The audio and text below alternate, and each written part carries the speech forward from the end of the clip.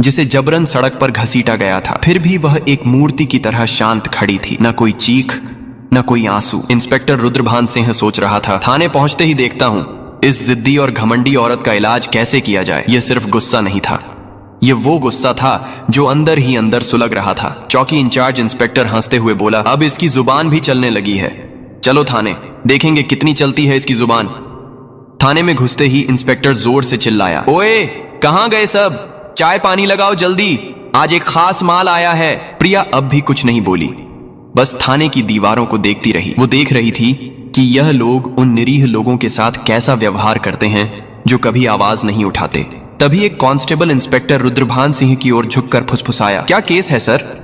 Inspector ने हंसते हुए कहा, अरे कुछ भी नहीं, स्पीड ब्रेक करो या हेलमेट का बहाना मारो, जो मन हो लिख दो, बस अनवर करना है और इसका घमंड तोड़ना है, ज्यादा सवाल मत कर। प्रिया सब कुछ सुन रही थी, लेकिन उसकी आंखें अब भी चुप थीं, मानो वो चाहती थी कि पुलिस की यह गिरावट खुद उनके ही मुंह से उजागर हो। इंस्पेक्टर कुर्सी पर बैठा, हाथ में पेन लिया और टेबल पर घुमाने लगा। फिर प्रिया की ओर देखकर पूछा, नाम क्या है, कहां रहती है, किसकी बेटी है? प्रिया चुप रही। फिर इंस्पेक्टर बोला, सुनाई नहीं देता, नाम क्या है तेरा? लेकिन प्रिया की चुप्पी अब भी पत्थर की दीवार जैसी अडिग। तभी इंस्पेक्टर ने जोर से मेज पर हाथ मारा, इतनी जोर से कि आवाज पूरे थाने में गूंज उठी। फिर गुस्से से चिल्लाया, सुनाई नहीं देता, नाम बता जल्दी। प्रिया ने मुंह घुमाकर शांत स्वर में उत्तर दिया, जी सुमिता शर्मा।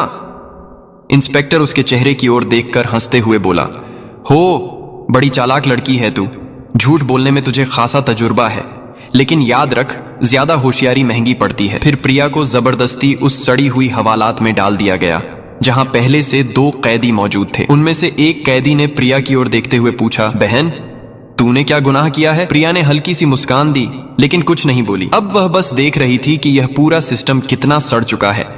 अगर एक आईएएस को बिना वजह अंदर किया जा सकता है तो आम आदमी की हालत तो सोच पाना भी मुश्किल है। अब वह उस कोठरी के कोने में बैठी थी, सब कुछ देख रही थी, सुन रही थी और हर एक हरकत को समझ रही थी। उधर इंस्पेक्टर रुद्रभान सिंह एक झूठी रिपोर्ट बना रहा था। उसने आदेश दिया, इसके ऊपर चोरी और ब्लैकमेलिंग का केस ठोक दो, और फाइल पर हाथ मारते हुए बोला, चलो जल्दी। एक कांस्टेबल ने हिचकते हुए पूछा, लेकिन सर बिना सबूत?